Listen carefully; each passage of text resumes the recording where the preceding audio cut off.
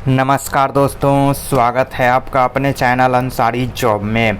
आज के latest job में देखिए हम बात करने वाले हैं बिहार सरकार के विज्ञान एवं प्रौद्योगिकी विभाग में वैकेंसी आई हुई है दोस्तों। और देखिए इसका जो ऑनलाइन शुरू हो रहा है वो 23/9/2022 से शुरू हो रहा है और लास्ट डेट जो देखिए यहाँ पे 31 अक्टूबर 2022 है। तो 23 सितंबर से 31 अक्टूबर 2022 तक आप इसमें ऑनलाइन आवेदन कर सकते हैं दोस्तों। तो अगर आप चैनल पे पहली बार आए हैं तो इस चैनल को सब्सक्राइब करके बेल आइकन के ऑल पे क्लिक करना मत भूलिएगा। तो देखिए विज्ञान एवं प्रौद्योगिकी विभाग बिहार पटना के क्षेत्रीय कार्यालयों में कार्यालय परिचारी के रिक्त पदों पर सीधी भर्ती हेतु योग्य भारतीय नागरिकों से ऑनलाइन आवेदन पत्र आमंत्रित किए जाते हैं। तो देखिए बिहार सरकार का विज्ञान एवं प्रौद्योगिकी विभाग जो पटना का जो एक उसका कार्यालय है, पटना में उसका जो ऑफिस है उसके लिए कार्यालय परिचारी यानी कि जिसे हम ऑफिस असिस्टेंट कहते हैं, उसके लिए यहाँ पे नोटिफिकेशन जारी किया गया है। और देखिए इसमें दोस्तों आपकी जो बहाली होगी वो सीधी भर्ती होगी, यानी कि इसमें आपका एग्ज़ाम नहीं होने वाला है।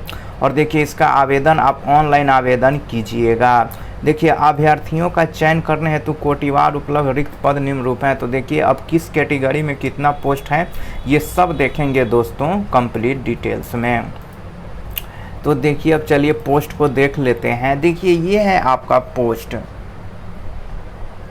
और ये पोस्ट दोस्तों देखिए कार्यालय परिचारी, यहाँ देखिए कार्यालय परिचारी पद का नाम, वेतनमान देखिए आपको लेवल 1 का मिलेगा। न्यूनतम शैक्षणिक योग्यता देखिए मैट्रिक अथवा इसके समक्ष आपका उत्तीर्ण होना चाहिए। अनारक्षित देखिए अनरिजर्व यानी कि जनरल के लिए 99 सीट है, जिसमें महिलाओं के लिए 33 रिजर्व सीट है। देखिए आर्थिक रूप से कमजोर जिसे हम EWS कहते हैं उसमें 24 सीट है, तो इसमें 7 महिलाओं के लिए रिजर्व है। पिछड़ा वर्ग में एक भी सीट नहीं है, तो इसमें देखिए रिजर्व नहीं है। अत्यंत पिछड़ा वर्ग में देखिए 40 सीट है, तो उसमें से 15 महिलाओं के लिए रिजर्व है। अनुसूचित जाति में देखिए 65 सीट है, तो इसमें 15 महिलाओं के लिए। अनुसूचित जनजाति में देखिए 2 सीट है, तो इसमें 1 महिला के लिए। और पिछड़े वर्ग की महिला के लिए 8 सीट है। तो ये टोटल मिला के देखिए यहाँ पे हो गए 238। और महिला के लिए कितने हो गए दोस्तों 71। तो टोटल जो पद हैं उसमें 309 हैं और इसमें महिलाओं का कितना रिजर्व है महिलाओं के लिए, तो 71 पद हैं। अब देखिए इसके बाद स्वतंत्रता सेनानी के पोता पोती नाती नतनी जो होते हैं उनके लिए देखिए 5 सीट रिजर्व है। अब चलिए दिव्यांग की हम बात कर लेते हैं। तो दिव्यांग में विभिन्न प्रकार की कैटेगरी है। तो देखिए VI कैटेगरी के जो लोग हैं उनका यहाँ 3 सीट है, DD के लिए 2 सीट है, OH से जो है वो 2 सीट है और MD और MUD के लिए यहाँ 3 सीट है। तो विकलांगों का देखिए कुल कितना सीट है, 3 2 5 2 7 3 10 सीट विकलांगों के लिए यहाँ रिजर्व है। अब देखिए यहाँ कहा जा रहा है कि श्रेणी बता दिया गया, VI का मतलब क्या होता है, DDI का मतलब क्या होता है, OH का मतलब क्या होता है, MD और MUD का क्या होता है। यहाँ आप देख लीजिएगा आप किस कैटेगरी के विकलांग हैं, यहाँ आप समझिएगा। देखिए अब आगे क्या कहा जा रहा है, इसमें एक बात साफ कर दी गई है कि उपयुक्त सभी रिक्तियां औपबंधिक हैं जो घट बढ़ सकती है। यानी कि देखिए ये जो 309 वैकेंसी है ये बढ़ भी सकती है घट भी सकती है, ये अभी कंफर्म नहीं है। और देखिए इसमें एजुकेशनल क्वालिफिकेशन यानी कि न्यूनतम शैक्षणिक योग्यता, तो ऑनलाइन आवेदन समर्पित करने के लिए अंतिम तिथि तथा अभ्यर्थी को मान्यता प्राप्त बोर्ड से मैट्रिक अथवा समक्ष उत्तीर्ण होना होगा, या आपको मैट्रिक पास होना है और इसका जो बहाली होगा वो मैट्रिक स्तर पर ही होगा दोस्तों, या इसके समक्ष कोई डिग्री आपके पास है तो भी आप इस फॉर्म को भर सकते हैं। अब देखिए आरक्षण की हम बात करते हैं। तो अगर आप आरक्षण की दावा करते हैं, अगर आप बिहार राज्य के देखिए बिहार राज्य के बाहर के निवासी अभ्यर्थियों को आरक्षण का लाभ दे नहीं होगा। अगर आप यूपी बंगाल के हैं तो आपको आरक्षण नहीं मिलेगा। ऑनलाइन आवेदन समर्पित करते समय स्थायी निवास पत्र का नंबर एवं तिथि निर्गत करने वाले प्राधिकार पद का अंकित करना होगा। देखिए जब आप ऑनलाइन फॉर्म भरिएगा तो वहाँ निवास प्रमाण पत्र का आपको नंबर और डेट भरना है और किसने जारी किया है, ब्लॉक से या आप अनुमंडल से बनाए हैं, ये भी आपको लिखना है। निवास उसी तरह देखिए जाति का भी दोस्तों आपको जाति प्रमाण पत्र उपलब्ध अनिवार्य होना चाहिए। देखिए ऑनलाइन करते समय कोटि के अनुच्छेद होना चाहिए और देखिए कॉलम में भरेंगे, आपको ये आरक्षण कोटि का दावा करेंगे तो आपको भरना होगा। अब देखिए इसमें ऑनलाइन आवेदन पत्र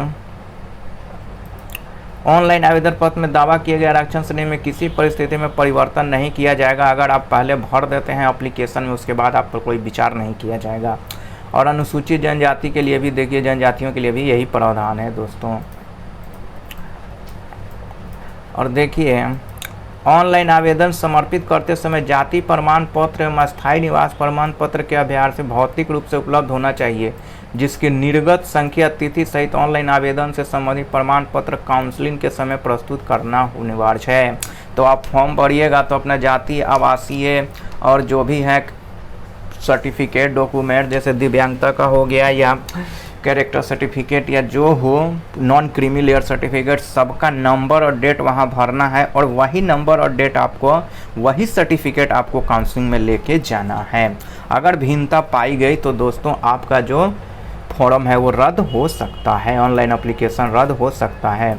देखिए, वही बात कही गई है यहाँ पे भी पिछड़ा वर्ग और अत्यंत पिछड़ा वर्ग के लिए कि आपको वही लेके जाना है। देखिए, काउंसलिंग के समय उक्त प्रमाण पत्र स्व घोषणा समर्पित नहीं करने पर अभ्यर्थी को आरक्षण का लाभ आपको नहीं मिलेगा। अगर आप ये नहीं लेके जाते हैं तो आपको जनरल में डाल दिया जाएगा।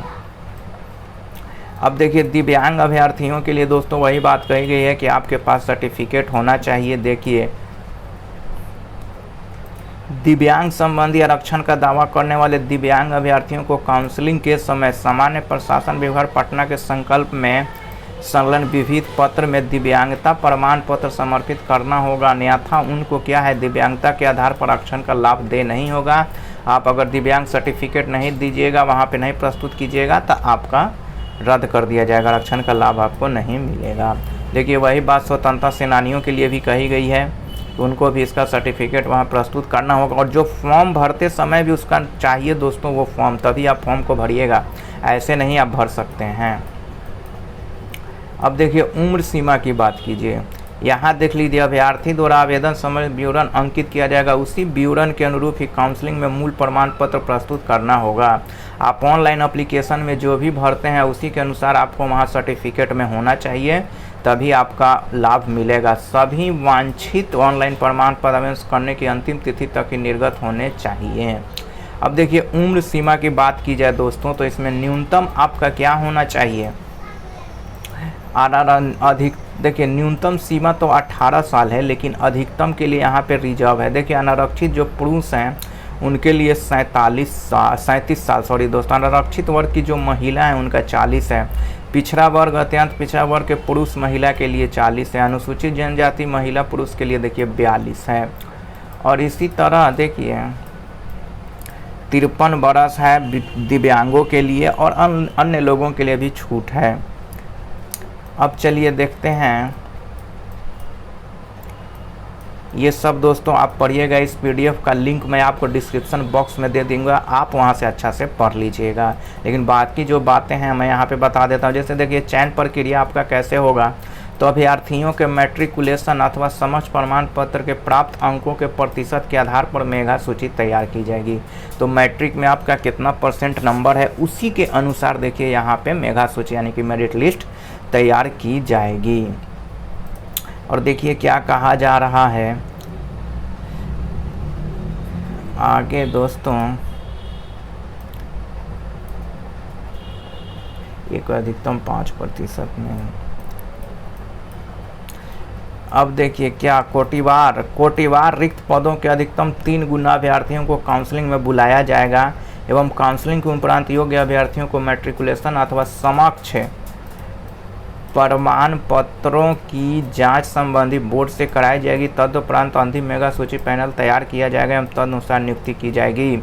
तो देखिए, कहने का मतलब ये है कि आपका जो कोटिवार, जैसे कि ओबीसी बीसी हो गया, ईबीसी हो गया, तो जितना सीट है, जितना उसमें पद है, टोटल पोस्ट है, उसके 3 गुना अभ्यर्थियों को देखिए काउंसलिंग में बुलाया जाएगा और आपके सर्टिफिकेट की जांच होगी। अगर आपका सर्टिफिकेट सही है तो आपको इसमें नियुक्ति दी जाएगी।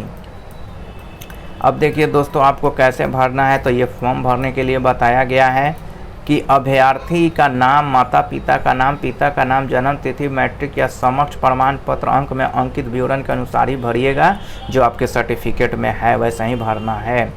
तो ये देखिए बताया गया है किसके लिए, फॉर्म भरने के लिए। इसको भी आप पढ़ लीजिएगा। देखिए दोस्तों, तो दोस्तों अगर ये वीडियो आपको अच्छा लगा है तो इस वीडियो को आप लाइक ज़रूर कर दीजिएगा और साथ ही अपने दोस्तों में भी शेयर कीजिएगा। तो मिलते हैं कल एक लेटेस्ट जॉब के साथ। जय हिंद।